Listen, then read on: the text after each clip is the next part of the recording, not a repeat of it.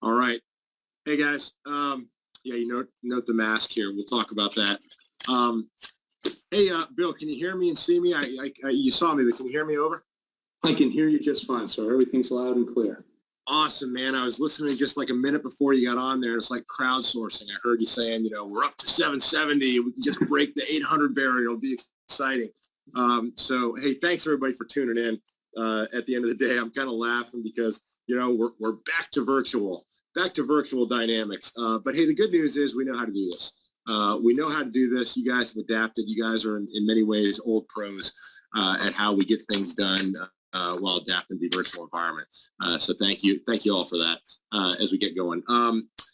Hey, hopefully we got nobody standing outside the base theater right now trying to get in, going, hey, when's this all call start? So I know we went back and forth. We were excited about the opportunity to have some form of an in-person event that was combined in-person and virtual for those who couldn't attend. And that's okay. At the end of the day, we'll eventually get down to that path. I'll talk a little bit about that base over there as we go along. But overall, hey, good timing because I want to talk to you guys anyways, as always, to talk about, the pride I have in what you're doing at AFPC, and then also let you know a little bit about what's going on. Bill and the team have done a great job magically of setting me up so that I can talk to you virtually and manipulate slides. So if the slides go wrong, it's all my fault. Hey, Bill, can you guys see all the slides and all that good stuff as well? Yes, sir. I have your first slide up right now. Okay, fantastic. Hey, for that aspect, folks, let me see if I got on to the next. Hey, here's what I'll talk about. Standard for me, I just want to let you know what's been going on. I want to talk about what's ahead and then get a sense of what's on your mind. I know Bill earlier, he's so nice and kind when he does it as far as collecting all the questions. We got a lot of pros on the line here that can answer some of the questions you have real time. So whether you're texting them or coming in, anonymously, that's great. We'll share those and hopefully get some good crosstalk going at the end of the day. Hey, on this slide right here, you guys will see the photo itself on the right-hand side that has the 1941 May time frame of those airplanes flying over. And I normally talk a little bit about the Taj and the history of this base. On the next slide, you'll see here, I had the team dig a little bit because we were again going to be over in the Fleener Center there inside the base to show. And this is a photo right here taken around 1930. 31 time frame as they were working on the construction of this base. So actually Randolph, for those who don't know, around 1928 was when the construction began to start consolidating this infant thing they called flying up here in the northern part of San Antonio, where there had already been some activity down at Kelly Field and Fort Sam Houston area as well. So the ability to come up here and set this up, I think, is pretty cool. Look down at the bottom there, the very bottom of the left corner, you see what, no kidding, looks like a Model T.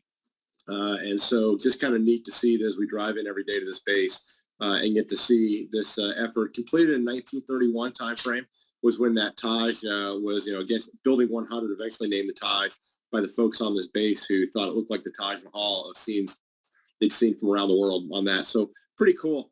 Hey, the other thing is, if we're in that Fleener, center, the Fleener theater there, recognizing that is named after Brigadier General Kenneth Fleener.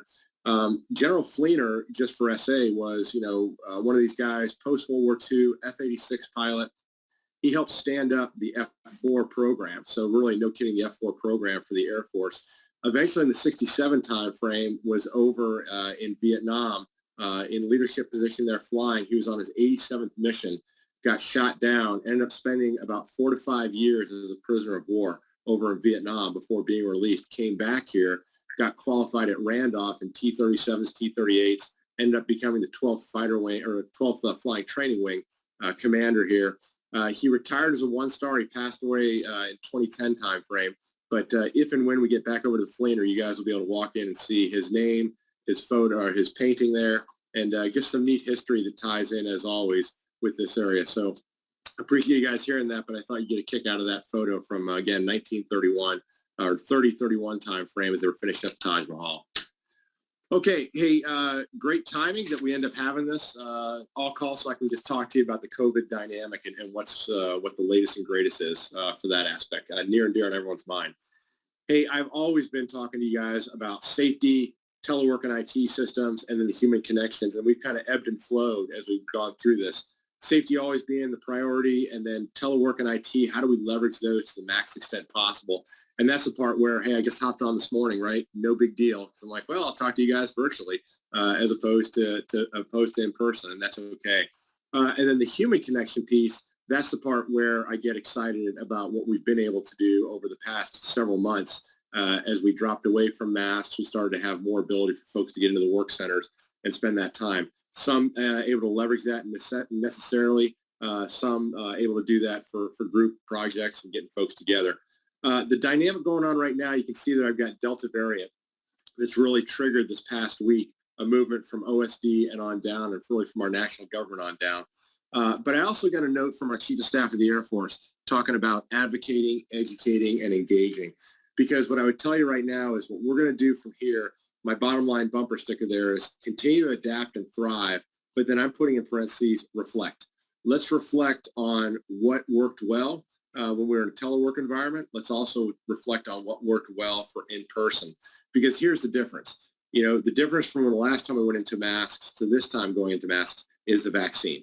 And the vaccine has been a game changer. When you start looking at the statistics that are out there, you know, right now we're floating somewhere around 12,000 cases a day of COVID. Remember, those may recall back in the January, February timeframe, that was upwards of 300,000 cases a day. So there is some perspective there that percentages-wise were much lower. The other thing is we're finding hospitalization rates for COVID. If you are vaccinated, it's 97% of the cases that are going to the hospital are unvaccinated. So that vaccine really does give you a powerful performance. And then on a very somber note, the death rates that are out there, 99.5% of those who are passing away from COVID do not have a vaccine. So, you know, 1 billion people have gotten it. It's working. Our Chief of Staff of the Air Force came out with a note saying, hey, it's time for leadership, especially with our military ranks, to realize we've got about 70 to 75% of our military vaccinated. It's time to get out there and get the vaccine. And then noting on the right-hand side there, you kind of see that map. It's really pretty easy to get a vaccine now. And so if you're having a problem getting a vaccine, you want to get a vaccine, let us know because we can help you out with that. But whether it be at BAMC, Wolford Hall, then also, quite frankly, you know, Walgreens, CVS, HEB, they all have opportunities to get out there. And I really feel blessed as a nation that we have this opportunity versus in some countries where they don't even have access to a vaccine on that aspect.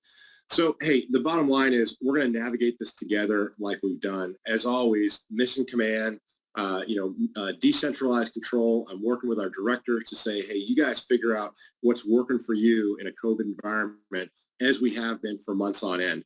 What I would tell, again, kind of foot stomping, is the difference now is having masks here is we have masks in a vaccine environment. So the things that you could do before, you're still doing the same things. You just do it with a mask on. And that may not mean full 100% telework. It may not mean full 100% at work, somewhere in between, and then try to get that collaborative nature again. What worked well in telework and what's working well in person on that aspect. Things at the end of the day, we can talk more about that as you go if you guys have more pointed questions on that. But the bottom line is we're in it together. We'll work through this. The good news, you guys are pros at this. A little bit, hey, I'll be candid. Yeah, a little bit disappointing that we're taking a step backwards with the masks. But I think that we can move out and continue on in the same patterns we've been doing. We just do it with a mask on now, and I hope that makes sense to everybody. Okay, we'll stay dialed in, obviously, with OSD and with our JBSA partners here as they start putting out more guidance. We just got some last night and today as well for that aspect, and we'll stay dialed in with all the directors, superintendents on that aspect. Okay. Hey, what I want to talk about, though, overall is what's been going on. We're going to have the opportunity to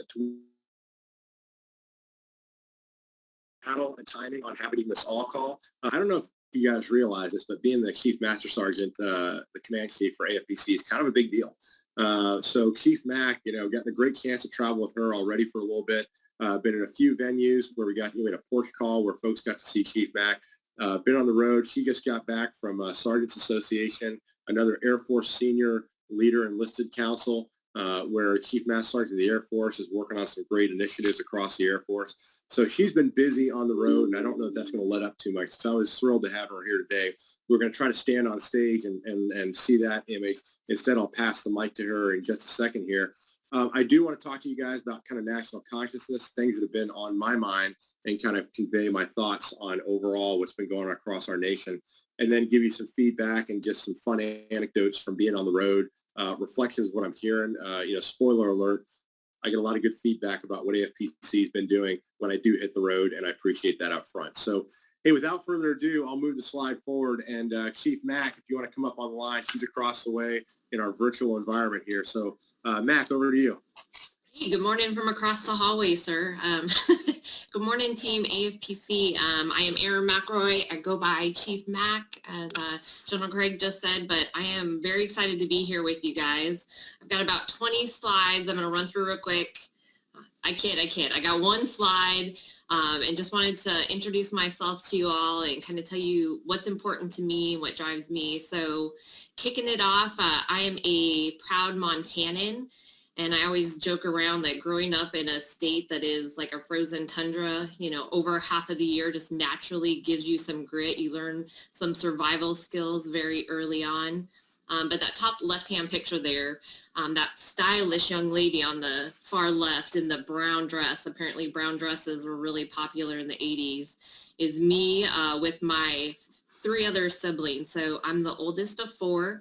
I have a twin brother and sister about 18 months younger than me. And then our baby brother was 5 years younger than me. But we're a very tight-knit family. My dad was a special education teacher. And so education for us was always like a driving factor. But it was not the household where you had to be the star athlete or the straight A student. The focus was always on being the best version of yourself and giving your best effort, whatever that effort was. You didn't have to be perfect, but you needed to be doing your best. So that was kind of like my takeaway growing up. And I think part of what really set me up for success in the Air Force. Shortly after my baby brother there was born, my mom was diagnosed with multiple sclerosis. So as you can imagine, that changed some of the family dynamics. But my mom is literally the most resilient person I know. And she taught me how to, focus on what is going right and try to overcome some of those difficulties in your life. And so when I told my parents I was planning to join the Air Force, they were a little shocked. I don't come from a military family. I don't have cousins that are serving. That is not necessarily our background, but the life lessons that I learned growing up in that household are really the things that I feel like have been a foundational set for me coming into the Air Force and the things that have helped propel me and help me grow throughout the years. So transitioning down kind of to that bottom left-hand photo, that one really just represents the Air Force family. So when you don't come from a military background, you don't really know exactly what you're signing up for. But the strong family that I came from is really the strong family that I joined again in coming to the Air Force. And I have had so many amazing people just pour into me over the years and help me reach all of my goals and kind of grow. I definitely needed some growth at different points, and there was always plenty of people there supporting me. That particular picture was taken at my chief promotion ceremony. And some of you might notice standing directly to my left, that's Chief Master Sergeant of the Air Force number 5, Gaylor. And I had the opportunity to meet him. He was doing a base visit when I was a Master Sergeant, and he did a dinner with our top 3. And somehow I got lucky enough that he was sitting right next to me. And we just chatted throughout the whole dinner, really not about the Air Force, but just about life and our families and the things that were really important to us. And when that finished, he said, "Hey, send me an email every once in a while. Keep in touch with me." And of course, I took him up on that offer because it's not very often that you have an opportunity to have a Chief Master Sergeant of the Air Force who is interested in you. And so we developed this pen pal relationship over the years. And so when I was getting ready to promote to Chief, at that time he was going through cancer treatment. He was regularly getting chemo over at SAMC, and I happened to be stationed at Lackland. And so I reached out to him. I said, "Hey, Chief, this is the date of my promotion ceremony. Totally understand you're fighting tough battles right now. No expectation for you to be there, but I just wanted you to know you made a big impact on me, and I'm getting promoted on this day." Didn't hear anything from him kind of leading up to the ceremony, but about 5 minutes before it started, he busted through those auditorium doors. Now, our protocol about fell out of their seat because, you know, they like to be prepared when there's DVs showing up for things. So they weren't exactly excited with me not giving them a heads up. But he had just finished chemo treatment that morning, fought traffic across San Antonio to show up. And I have found over and over and over in my career that there are so many people that are willing to show up. And so really my charge right now is to just keep showing up for people, to pay back, to help others grow, and to become their best versions of themselves. If you scoot over one more picture to the right, kind of in the center, that beautiful family in their pajamas with the bed hair going on, that is my family. That is us taken just this last Christmas. That was the first time all 5 of our kids have been able to come back, and we've all been able to be together in 4 years. And so if we've learned anything from COVID, it's not to take those opportunities for granted. And so those are the folks that have kept me going over the years, that have supported me. We're a blended family. So my husband and Scotty and I met when we were both serving as military training leaders. We were both single parents of 2 young boys at the time. And when we got married, we became the Brady Bunch. And so we had an 8-year-old, a 5-year-old, and 2 3-year-olds. But over the years, we've had a wonderful life. The Air Force has allowed us to do things that we probably didn't even think we were ever going to be able to do. And along the way, we had our daughter, but that's my core nucleus. That's what gets me excited in the morning. And those are the folks that have supported me throughout my career. Transitioning over to the last 2 pictures on the right-hand side of this screen, I really look at that as our future. That one with the 2 individuals in uniform, that's my son at his basic training graduation 2 years ago. And so when I think about what I have coming up next, it's really trying to set up our Air Force and our Space Force for those airmen and guardians who are going to come behind us and really leave it better than it was when I found it. And then the further picture is my grandson, Grayson. So we had a chance to visit with him 2 weeks ago, but I have 2 grandsons. One's 5 months and one is 2 months now. And that's our future generations coming up right there. And again, just in my daily actions, trying to make this world a little bit better place, little by little. Every person has a role to play in that. And so I want my grandsons to grow up in the type of world that I had the opportunity to grow up in. If you look around the slide, you'll see lots of plants. I always tell people I'm obsessed with growing things. So I love growing plants, I love growing flowers, but I also love growing people. I love growing teams, and I try to grow myself.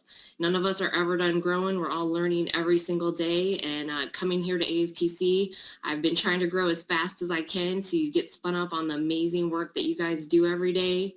But that's one of my passions, growing things. And then just in the center there, you'll see that's kind of been my motto for many years, whether it's the job I'm doing or my interactions with people. When you walk away from me, I hope you know that I give a damn about you. I want what's best for you, and I'm here to support you. The last little picture there with the map kind of goes back to my obsession with plants, and those are all of the duty stations here in the States we've had. And God bless my husband, but if you walk into our house right now, you'll see plants everywhere. And every time we move, he humors me and we load them up in the car. You can't even see out the back windows because all my baby plants are everywhere. But those are all the moves we've hauled them around the country for. But I'm excited to be a part of this team. I'm humbled to be a part of this team. And I will tell you that when I interviewed with General Craig, you never really know what the other person's thinking. And I was like, there's a few questions there. I'm not sure if, that was the answer that he would have liked to hear. And one of the questions was, he said, so Chief, are you into sports? Who's your team?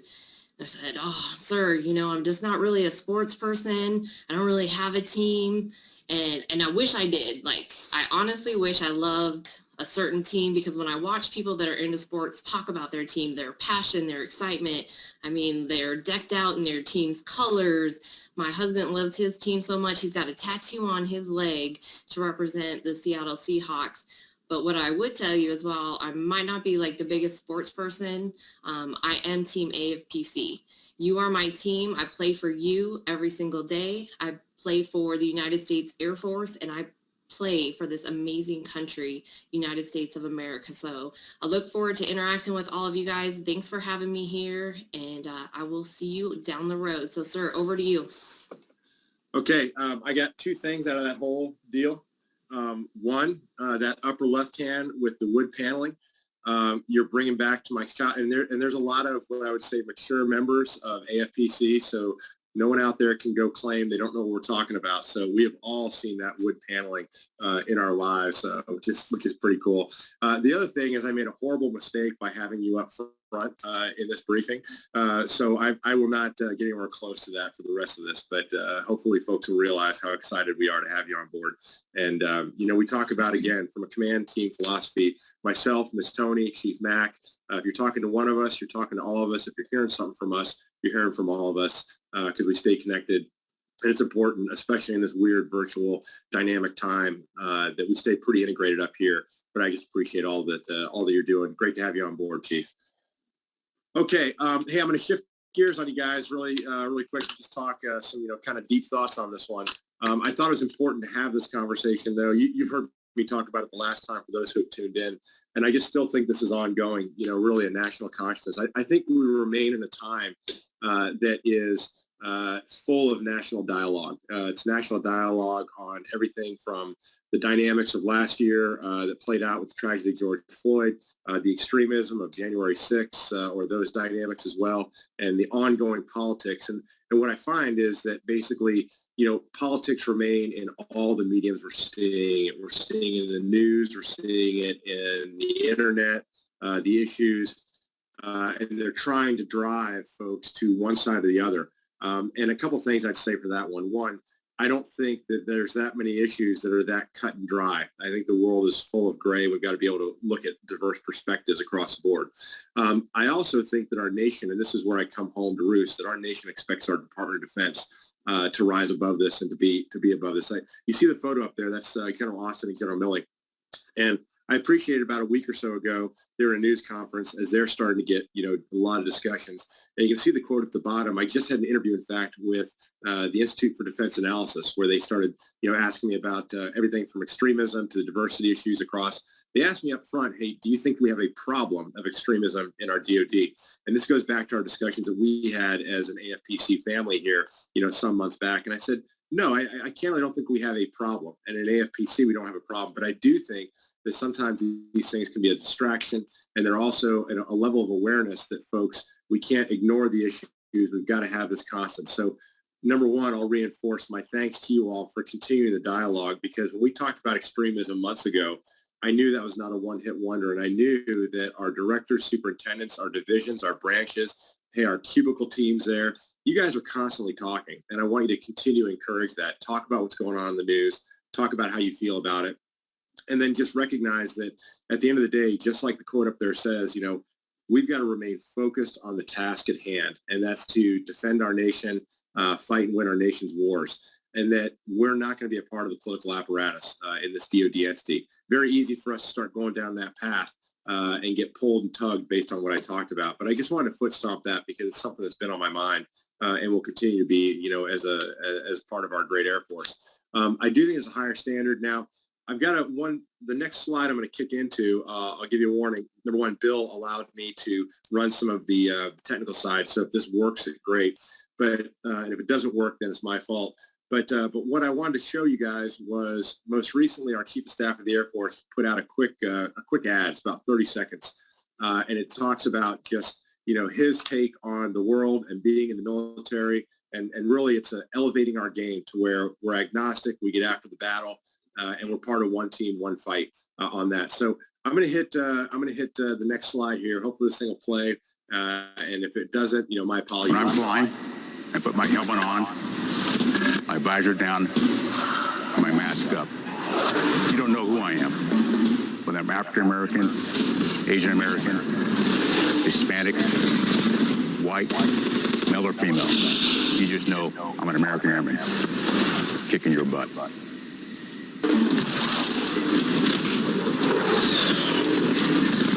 I'm General C.Q. Brown Jr. Come join us. All right. Hey, Bill, can you guys hear that one? All right, I got a yes. Yes, yes. Good deal. Yes, it's amazing, the technology to make this stuff happen while we're all doing it virtually. Hey, at the end of the day, I think that's pretty cool. When I get done with a video like that, I just go, hey, I think I want to join the Air Force. And I'll tell you a little more motivational things on that. But hey, at the end of the day, 30 seconds, they played that at the NBA. They unrolled that at the NBA Finals on the advertisements there for national TV. And I think it's wonderful in its simplicity. It's wonderful in its ethos of just, hey, man, I don't care who you are. You come join our team. We're part of one team. And so I think when we start getting our backs against the walls and all these debates, just remember things like that, because that's what it's all about. And it's great to have Chief Brown leading the charge on that. Okay, hey, some reflections from stuff on the road I want to highlight to you. So you can see down here some Corona Ops Conference recruiting. Corona, for those who don't know, Corona is a 4-star session that brings together 3 times a year. In the one down in Florida, we AFPC gets invited, so I get to head on down there representing a NAF-like entity to hang out with all the other numbered Air Forces to really sit in the room and listen to the 4-stars talk about the issues. And I'll talk a little bit more about the details coming out of that in some follow-up slides. That's my biggest emphasis item for on-the-road reflections, because we are at an inflection point in our time, as many of you are seeing in the media, as we start pivoting to a high-end fight. What does that mean for our Air Force? What does that mean for how we go about acquiring all of the action order airman elements of accelerate, change, or lose? And I'll tell you more about that as well. On the right photo of Offutt, I was actually up there, done a couple retirement ceremonies for the past few months. Those are wonderful opportunities anytime you get to go do a retirement ceremony. I had the opportunity while I was up there to spend some time visiting our POW MIA remains search, if you will, where they've got a center up there that tracks the remains around the world as we go after missing persons that are still out there unaccounted for. And overall, though, just an inspiring opportunity to spend time immersing the 55th Wing, all the elements out there as well. On the bottom there, when I talk about the MEPS, I really appreciate the fact that our team got us set up. So I went down to Fort Sam Houston, spent some time looking at our in-processing, our entry and processing station there down at Fort Sam Houston. The photo you're seeing is me shaking the hands of about a half a dozen new recruits. And it's amazing. We had, I think it was a master sergeant up there giving the oath as we stood in the background and watched it. And, we see the oath given a lot of times and how folks reflect back. But, man, I got to tell you, with brand new recruits like that, and I think we had one with a full beard there as well, man, is the loudest you will hear folks give that, because it's like the real deal for them, going, hey, you are signing up and get ready to enter. We had folks going to the Air Force, the Marines, the Army, the Navy, because, again, these are joint facilities that we have an Air Force presence in. And then we had our Air Force recruiters show up, so it was pretty neat. And then on the far right there, that's a trip we just made within the last couple of weeks out to DFAS, so Defense Finance Agency, as we start to bring on elements of our Air Force's integrated pay and personnel system. So that system that's going to really essentially make it so that the personnel world starts having more impact on pay impacting measures when we do personnel actions. So those personnel actions will trigger pay elements. You can see I'm out there with Chief Mack. I'm out there with Colonel White and then Chuck Pollitt. Chuck and crew from a facility standpoint have gone out there. We're renovating facilities out there at DFAS, getting set to bring on about 130 folks from DFAS into the Department of Air Force. So really a chance to do a town hall, have a conversation, say, hey, welcome to the AFPC team as we go on a multi-year journey to get after it. So a lot of activities and a lot of chance to get out there and start spreading the word, but really appreciate all the partnership that we see across the board for that aspect as well. Now, on a more kind of pragmatic note, I showed these photos here just for grins. My front office knows these well. They've seen them before. But for those who have been traveling, and I've been doing a bit of traveling over the past few months, that far left photo, that is jumping off the plane in Vegas when I went out to the ops conference. I mean, talk about a mob scene. It was amazing. The middle is Denver, where that's a rental car. That's the Hertz rental car parking lot that I just thought you guys would get a kick out of, to realize the crush on our systems as we all try to adjust the COVID dynamics, low inventories, low workforce. So I've done a lot of standing around waiting to try to get a rental car. It's definitely a journey. And the other one there on the far right is the no kidding at one of the airports I showed up to. That's literally 150 plus people standing in line to get onto the rental car bus just to get to the rental car center. So a little bit news.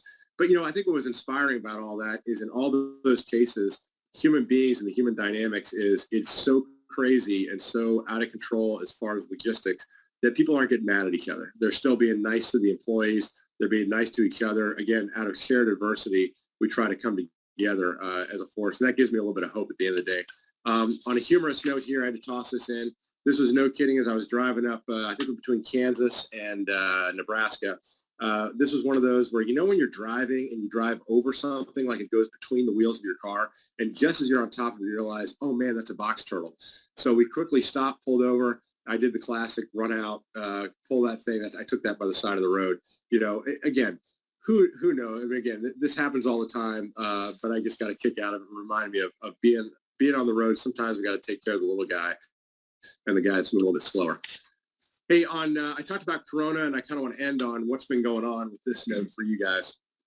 This is a photo of some F-35s up at Eielson, big on long road.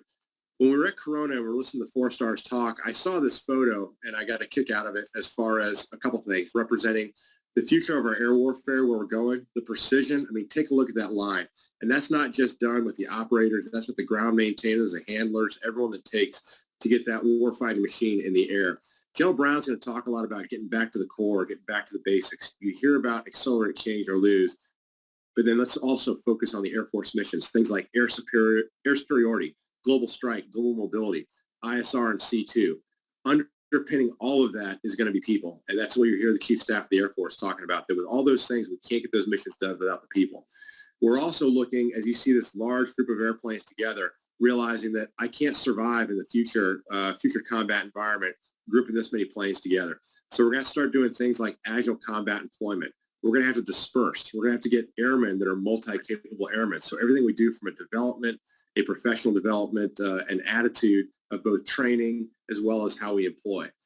And with that all being said, there's going to be some tough choices. And as you see up here on the left-hand corner, one of the things I'll highlight to you is just some of the debates that you'll see in the open press that are also behind the scenes as we start working money, POMs, president's budgets, our own Air Force budgets, and the way ahead. In this particular case, you can see about cutting fighters. You also see something talked about 4+1 versus 7. So at the end of the day, right now, when we talk about fighters, for example, it's just one weapon system, fighters itself. We can talk about F-15Es, F-15Cs, F-16s, F-22s, F-35s, A-10s, and the next generation of air dominance. What General Brown and the team, General Helm at the A-8 have come out and said is, hey, we're moving forward now with a 4+1 strategy. Instead of all 7 of those fighters, we're now going to focus on F-15EXs, F-16s, F-35s, and the next generation of air dominance, plus the A-10.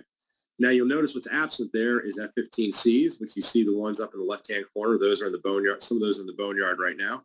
And then you also don't hear me talking about F-22s.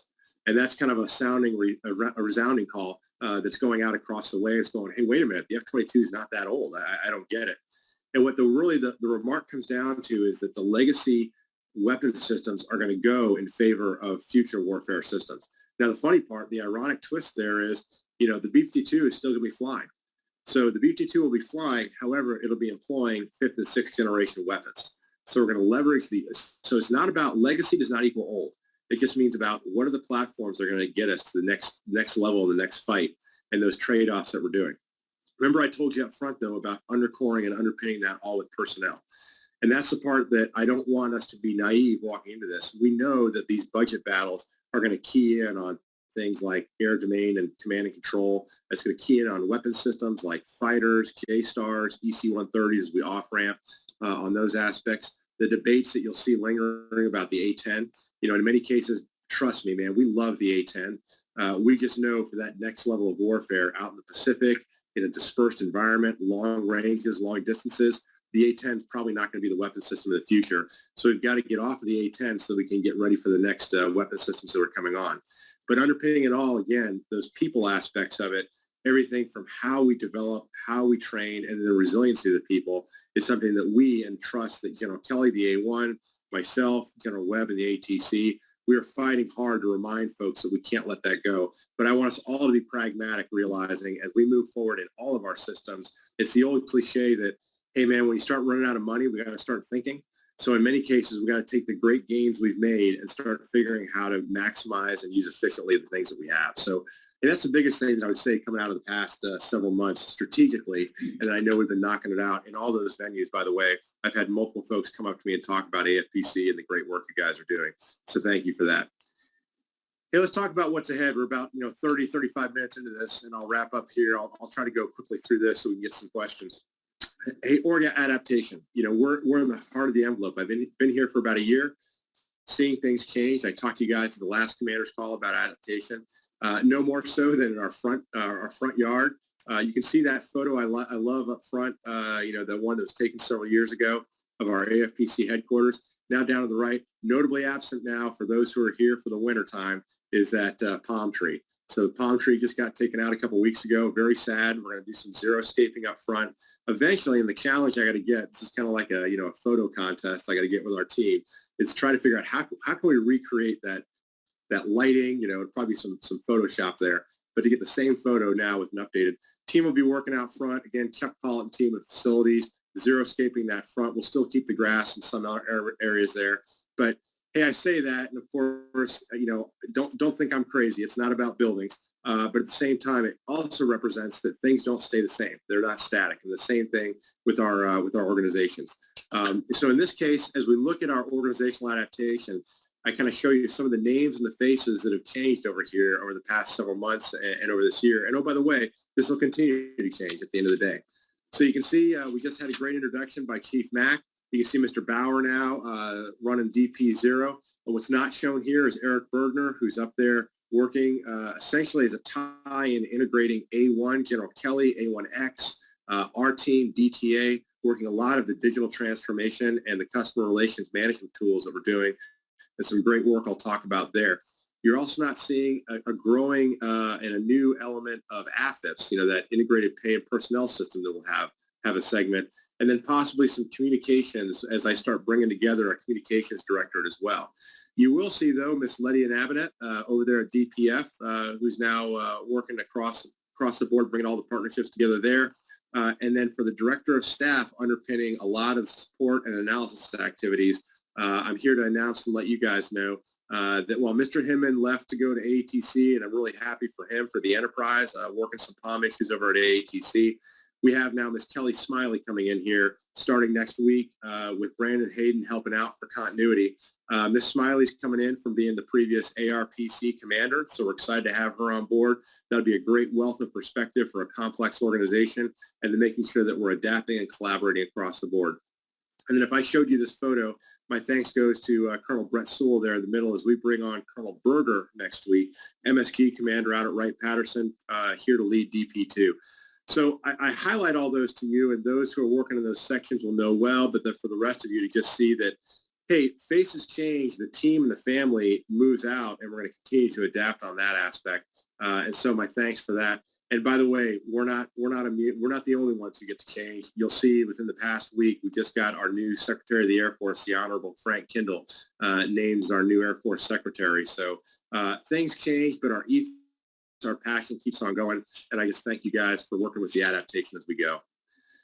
Hey, Agile Development, I just wanted to foot stomp and highlight, both a pride, cautious optimism as we move out. I mentioned Eric and Pat Bauer and team, in particular the partnerships they have with A1, DTA, A1X. You can see on the bullet there, My Fitness, which is underpinned on a MyFSS platform. You also see the AFPC moniker there on the right-hand side as we start to bring on and develop that technology that's going to combine with an organizational ethos there. But the biggest thing I'd say on this one is, we can go on and talk about the great strides that have made about going to a more modern services and software platform, getting into the cloud. We're going to keep doing that. When I talk to large groups, I say, hey, all of the human resource technology we have is in this many systems. It's not naive to think we're going to bring it down to like one or two, but we are going to take that number of systems and start shrinking them down to a more manageable footprint. And one that I think all of us are getting used to. We want to have the applicability of a Google, of an Amazon, have that access and control. That's a lot of work behind the scenes to make all that happen. It's ongoing. I'm excited about it. It's not just Agile development, but it's also Agile change management. So stay with us, hang with us, advocate with us. that we're not going to have one size fit all, and we're not going to have some big bumper sticker banner that changes the world. We're going to keep developing agilely on all of our HR systems to make them better and better, so that when we reflect back a couple years from now, we'll have come a long way. So my thanks on that. And one other thing I wanted to just let you guys know, we talked about this last time, but we're starting to get into the inroads of contact with the Inspector General, with the inspection agency as they come in here in September timeframe. For those who know me, I've talked about, hey, I don't get stressed out about inspections because at the end of the day, what we do around here, hey, at AFPC, no kidding, you guys get inspected every single day. And we kind of joke, you get lots of folks who give you phone calls, emails, and shouts to tell you how to do your job, which I get a kick out of. But hey, just working left to right and realizing that our strat plan that you guys had in place when I got here, I consciously made an effort not to fundamentally change that. So we talk about agility, we talk about innovation, we talk about being responsive. Those core elements stay the same. What I like about our IG system, and when the inspectors do come down here, from my previous time as commander and here as well, just know that I think as an Air Force, we're focusing on the right things, which really those multicolored ones in the middle talk about, which is, hey, we're executing the mission, we're working on leading people, we're working on managing resources, and always constantly improving. And that plays out. And so fundamentally for you guys, and the way I look at the world and our focus areas for our strat plan and what you do, hey, man, we do talent management, we do digital transformation, and we do customer-focused work every single day. Nothing changes. So I guess my big foot stomp to you is, as much as anyone can get excited about an IG comment, let's not kid ourselves. What I do want you to get excited about is when folks are in your office space or they do have a conversation with you virtually, hey, be proud of what you do. Be proud of what you do. Highlight those things. Also, be honest. Be honest if we've got issues that we're working on and we got to work through and what we're doing to get ahead of it and try to work on those issues. I know our teams are moving out of this already, and my thanks to our IG team here as well. And then all of the efforts we do on program management reviews, on business processes that you guys are constantly getting better at. So, not being naive and not being disingenuous, I really am excited to have folks come take a look so we can have that conversation. And so hopefully you guys feel the same way. We're going to talk to the IG here in about a week or so. I get a chance to talk to them as a commander to go, here's what I'd like you to focus on, take a look at. And then they'll start coming back. They've already started to hit a little bit electronically. And then the September timeframe, we'll see what the dynamic. It may go 100% virtual. They're going to have a small footprint here in person, but we'll see how that plays out. But most likely, I think, environment on that as well, which, hey, bring it on. I'm looking forward to that. Okay. Hey, last big picture slide, and then I think we got about 15 minutes or so to talk as a team here. Fall battle rhythm. That photo right there was taken just this past Sunday. That was over at the Rambler Fitness Center. That is our Air Force Wounded Warrior fitness team that's getting set to go to the Warrior Games in September timeframe down in Florida. They've been out here for the past week or so doing a training camp, which is pretty exciting because the world has been nothing but virtual for them as we do resiliency and care. I look at that team there, and I said to them out loud and in person, they represent about 45 primary athletes, 15 alternates, coaches, staffs, care coordinators, but they represent a lot more than that, don't they? They represent, for all of us who have been in the barrel or who will be in the barrel, for all of us who had faced adversity, gotten knocked down, pick yourself back up, move on. So across our Air Force, I get pretty excited. Hey, candidly, when I walked into the gym, I was blown away just by the color. The fact that I saw that much Air Force blue in one location, I thought was pretty cool. But that'll be going this afternoon when I get done with the next all-call with the afternoon session. I'll head over to watch an in-person scrimmage they're having for some wheelchair basketball, and then do some closing ceremonies. They name captains and have some spirit awards getting off. So excited about that aspect, and just wanted to pass that on to you all as well. You can see the notes down below of some things we have coming up in the fall battle rhythm. Yes, again, not naive. I know the COVID dynamic. We just had a calendar meeting this morning, and I told everyone, hey, everyone breathe, give it a couple weeks. Let's see how things shake out. Again, foot stomping, I think we'll be able to keep doing things a lot more along the lines of what we've been doing the past couple months. Unfortunately and onerously, we'll just be doing it with a mask on. That's okay. Hopefully we get the vaccination rates for our nation up. That's going to start helping us, and we can start getting that creep of the Delta variant and others, knocking it down. So we can keep our folks safe and start getting a better immunity across our nation. But we'll be in it together as we go, and we'll adapt and like I said, we'll adapt and reflect as we go on that piece as well. Again, you can see the stuff that's out there. I'm excited about a lot of the boards that are still going to be coming in here. And then the back to school part, make no mistake, that's significant emotional events for everyone involved, for families, for supervisors, for the teams out there to make sure that we're managing all that. Chief Master Sergeant of the Air Force may stop by here. We're hoping that'll happen either virtually or in person. And then, I mentioned Chuck Collin Facilities. Good news for those who have been around the block for a while, and you guys have seen our contract for the building that's going to be out here in the big courtyard area. That contract just got signed, so give it a few more months, and hopefully we'll start seeing some traction maybe by the end of the year on actual building process. So I get pretty excited about that aspect. Okay, guys, we got about 15 left. We'll kind of take, and I got Will and team in here to start kind of calling through some of the questions that some already may be answered. Hey, just for GWiz, you can see the photos up there. You got Shorty, who's out there leading the charge on safety aspects across, regardless of the COVID environment, make sure that's good. On the right-hand side, as we get back into fitness testing, really proud of our team that are meeting Tuesdays and Thursdays, and I encourage everybody to meet Tuesday, Thursday mornings over at the fitness center. There were some fitness challenges. I got scared when I saw the work center there. That was in the DP1 team doing some one-arm push-ups, pretty impressive. Miss D from A1 came down here, recognized folks for JAD C2 work and ABMS manpower work, as well as you heard me talk about MyFitness and all the CRM efforts they're doing. And then finally, just an example of one of the DTs, that happens to be a combined DT with, I think that was a financial management one with military and civilian DTs. Folks have been really happy to get down here and have those in-person connections, and hopefully we'll be able to keep those connections going, again, just with a mask on at this stage of the game. So, hey, with that, folks, I'll turn it over to you, and we'll kind of, thanks for your patience to go through that. Well, what do we got? Hey, sir. So obviously lots of questions about COVID vaccinations, and, Ms. Tony has done a great job answering a lot of these questions about still a lot of details to be worked out from the federal level on down as far as when and if vaccines ever become mandatory, military, civilian, all that kind of stuff. But I think it'd be good if you could give your perspective on, given the revised mask policy that we now have at JBSA, how does that impact teleworking? How does that impact your expectations for who does and does not come onto campus? Maybe if you could share a little bit of your philosophy on where we are today and how that impacts our on-campus presence versus teleworking, et cetera. Yeah, hey, that's great. Hey, let's talk practical reality here. We've been tracking, who's on campus here. I'd say over the past several months, when we broke loose, didn't have the masks, could bring folks in, we probably had about maybe 700 folks on campus. Now remember, we're working with a normal population of 2,200 folks that are on campus spread across 7 different buildings. And you look back and you might think it's even higher than that. We have some high fidelity, no fail, 24/7 missions that have got to go. AEF Center, Casualty, who's working it and jobbing it. Our boards, for our statutory boards, those folks have been doing and jobbing it across the board. I did see more elements of things like our assignment team starting to come in, because at the end of the day, let's face it, sometimes, hey, I've got an engineer that I want to put into an intel position or vice versa. Let me jump up and yell across the cubicle and try to work that as well.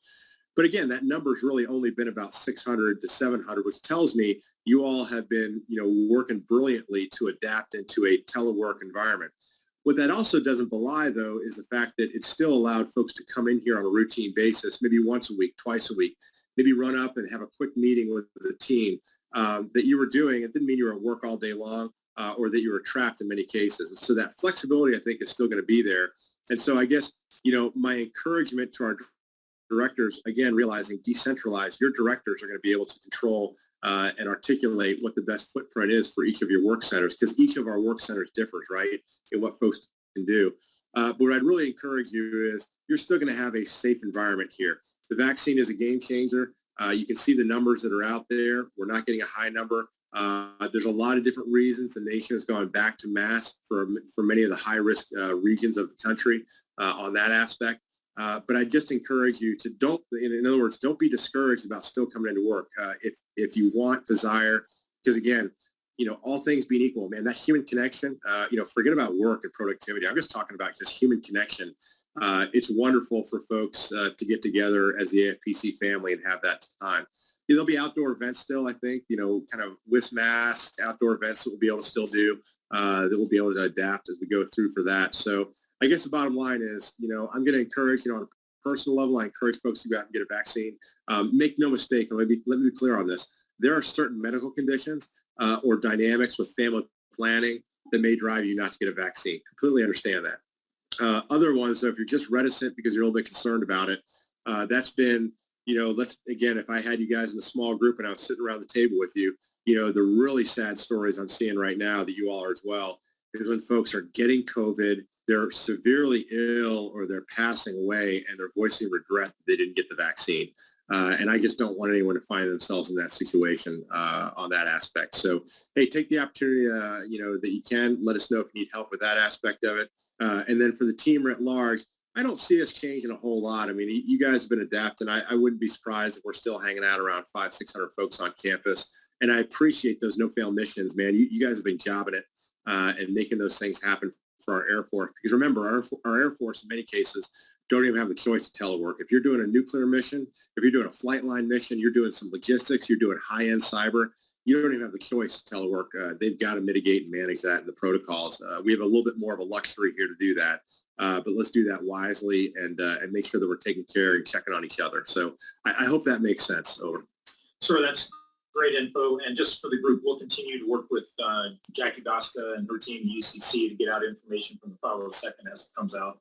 So anyway, thanks for your and that's a good point. We'll stay dialed in. We'll stay dialed in for the latest. So, sir, a question outside of COVID here. It's a great question. We hear a lot in the news about Air Force pilot production. In the pilot community, you hear about pilot absorption. What's your take on the impact of, as commercial airlines start flying more and more passengers, what's your take on the impact of airline hiring on Air Force pilot production? Yeah, it is. And that goes to the ops conference that I went to. Our best and brightest minds are looking at the problem. Many on the line here have been there, done that. You guys have seen this dance.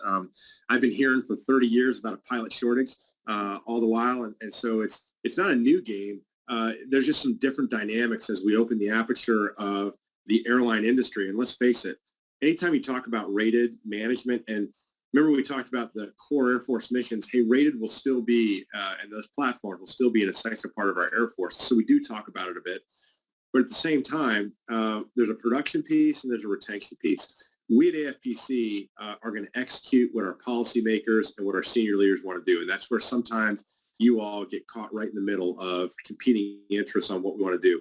On the retention side of the house, there's lots of different variables on retention. We're going to do everything we can to break down barriers, to incentivize, to make sure that we're keeping and retaining top talent as long as we can. But again, I'm not naive, so I recognize ultimately the one thing we can control better than retention is production. And so you've seen our Air Force, our Air Education Training Command, our combat air forces say, okay, we get it. We've got to try to source and make sure that our line pilots there, especially our instructors in the white jets, are getting manned. That, of course, puts tensions on the rest of the system as we go from there. What we are seeing right now is that the airlines are hiring. They're starting to come back and hire like crazy. And so I think that will continue.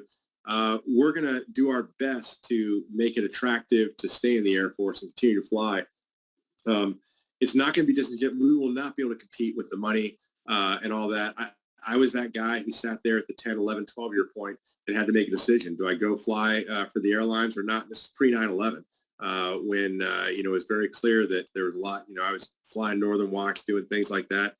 And I ultimately made the decision, as cliche as it sounds, I looked around and I said, hey, I like wearing the uniform. I like the people I work with. And ultimately, whatever job I go to next, it'll be interesting. It'll be interesting and relevant. And I think if we can get folks to see that, hey, man, what you're doing, you're working with great people. I was just talking to a guy, no kidding, true story, last night in the private industry who'd just been let go because his boss got fired. So he got fired, retired GO. And he was like, oh, man, I got to tell you, he goes, out in the real world out there, he goes, there's a cutthroat. There's not a lot of trust. There's not a lot of candor. And that's the type of stuff that we got to really impart on our young folks to realize that we are, as much as people come around and talk to you all about, hey, thanks for serving, thanks for being a part of the Department of Defense, thanks for serving.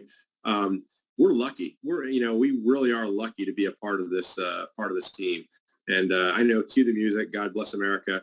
but it really is how I feel. And that's ultimately what's going to, help impact our footprint forward. So yeah, I get a little bit emotional when I talk about that because we are going to, trust me, we're going to do all the pragmatic Excel spreadsheet magic we can do to try to recruit, produce, and retain pilots. But ultimately, there's still going to be a value proposition that we got to keep working on with our team. So I hope that makes sense.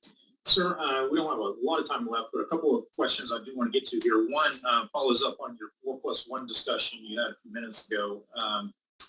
Real important question here. This individual grew up on bad 1980s movies like Iron Eagle.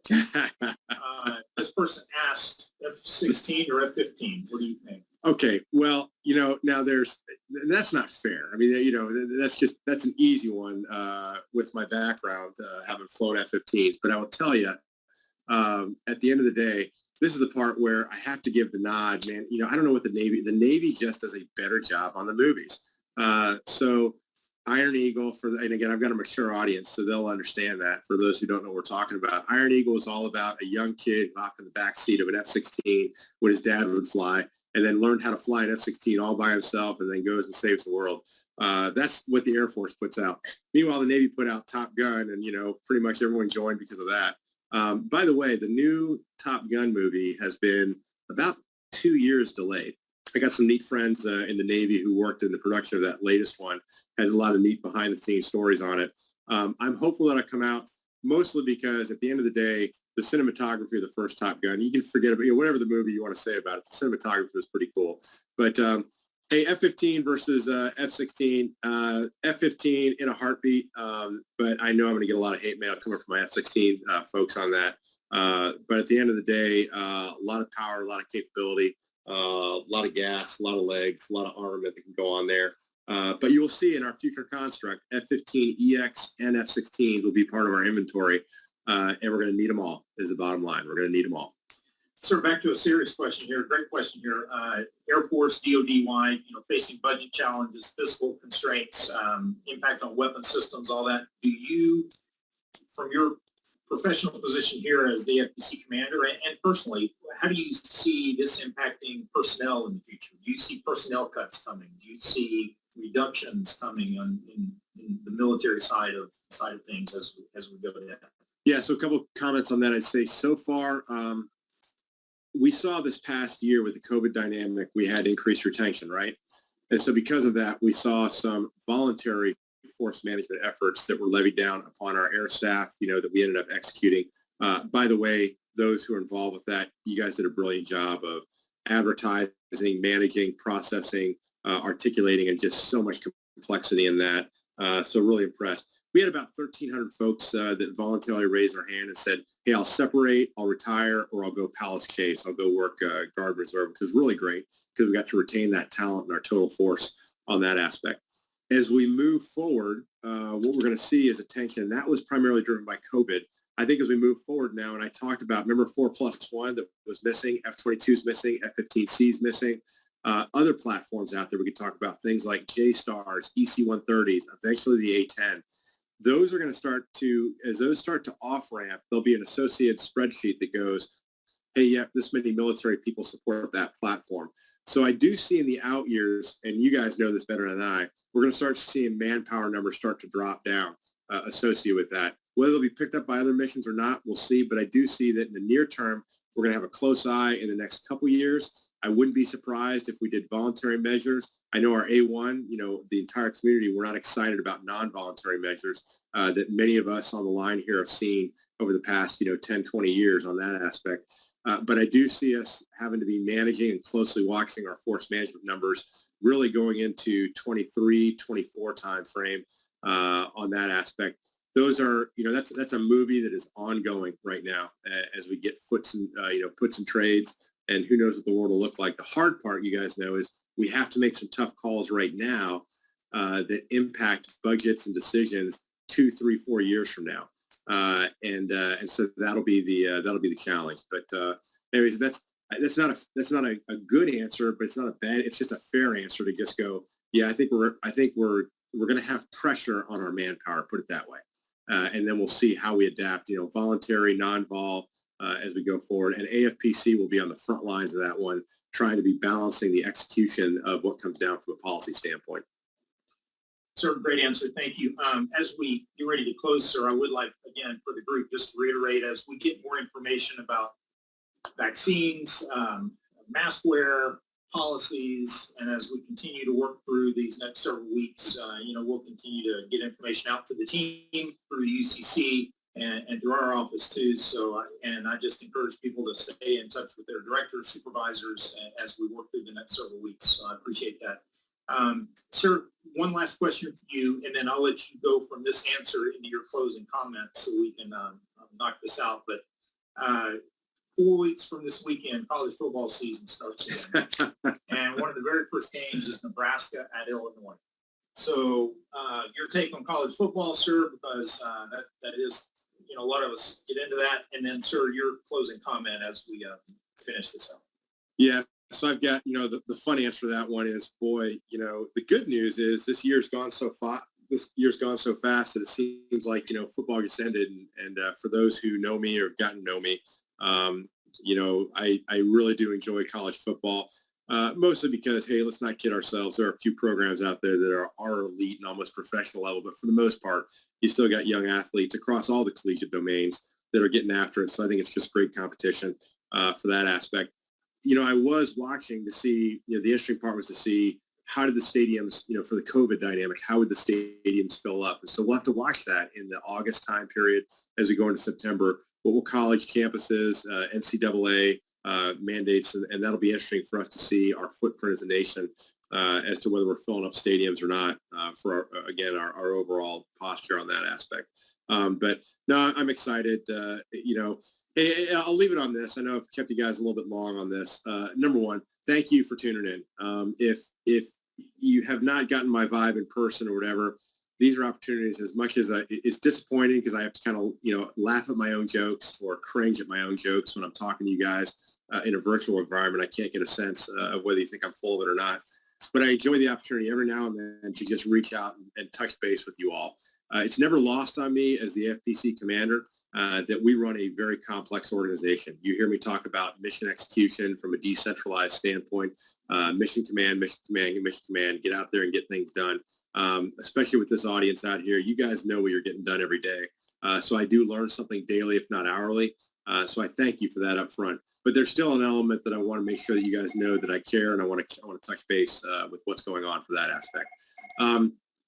Hey, moving on from here, let's hang together. You heard me talk up front about all the elements of human connections and maintaining that regardless of the policies, regardless of the guidance to get out there. Make sure that you're checking on family. Make sure you're checking on friends and each other in the work center. It's been fun to have those opportunities to touch base, but in the future, we'll hopefully get that opportunity as well, and we'll stay in touch.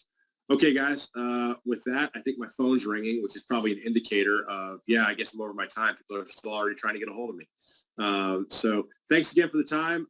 And by the way, so if I don't get a chance to see you here, if you see me walking around campus, you see me at the building, swing by, say hello. Love to catch up with you all. Thanks, everybody.